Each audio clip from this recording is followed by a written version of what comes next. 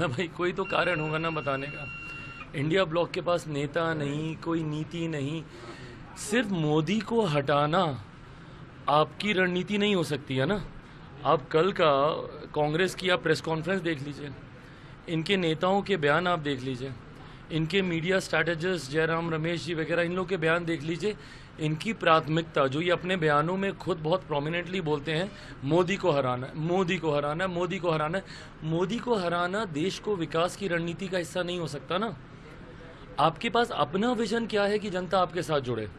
एक व्यक्ति को हराने के लिए आपने पूरी ताकत आपने झोंक दी, अपनी नीतियों से, अपने सिद्धांतों से आपने कॉम्प्रोमाइज़ कर लिए, समझौते कर लिए।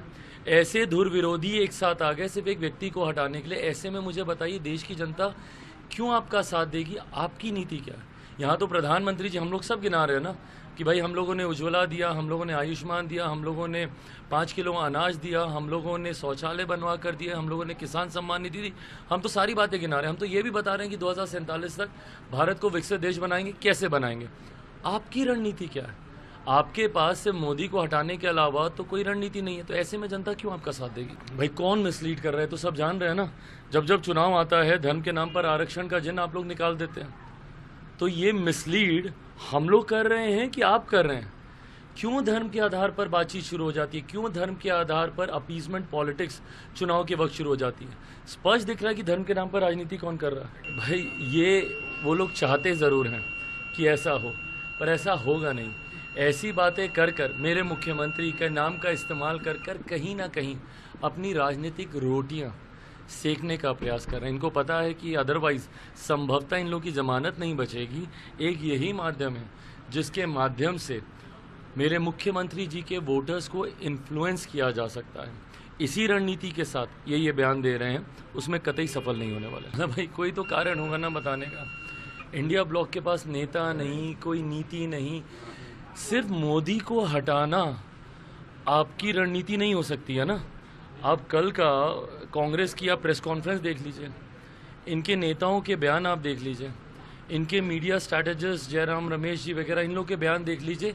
इनकी प्राथमिकता जो ये अपने बयानों में खुद बहुत प्रोमिनेंटली बोलते हैं, मोदी को हराना है, मोदी को हराना है, मोदी को हराना है।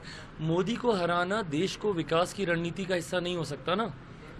आपके पास अपना विजन क्या है कि जनता आपके साथ जुड़े।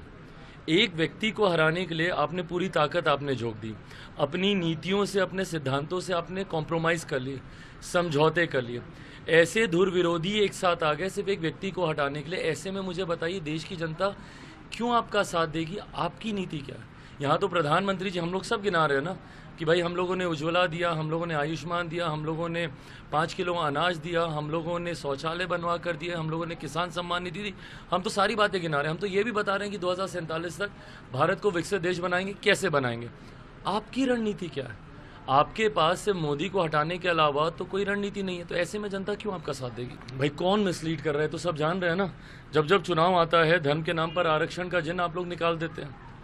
तो ये मिसलीड हम लोग कर रहे हैं कि आप कर रहे हैं? क्यों धर्म के आधार पर बातचीत शुरू हो जाती है? क्यों धर्म के आधार पर अपीजमेंट पॉलिटिक्स चुनाव के वक्त शुरू हो जाती है? स्पष्ट दिख रहा है कि धर्म के नाम पर राजनीति कौन कर रहा है। भाई ये वो लोग चाहते ज़रूर हैं कि ऐसा हो, पर ऐसा होगा नहीं। ऐसी बातें कर कर मेरे मुख्यमंत्री के नाम का इस्तेमाल कर कर कहीं ना कहीं अपनी राजनीतिक रोटियां सेकने का प्रयास कर रहे हैं। इनको पता है कि अदरवाइज संभवतः इन लोगों की जमानत नहीं बचेगी। एक यही माध्यम है जिसके माध्यम से मेरे मुख्यमंत्री जी के वोटर्स को इन्फ्लुएंस किया जा सकता है। इसी रणनीति के साथ ये बयान दे रहे हैं, उसमें कतई सफल नहीं होने वाले। एग्जिट पोल 2024 1 जून शाम 6 बजे से, लोकसभा चुनाव के नतीजे 4 जून सुबह 7 बजे से।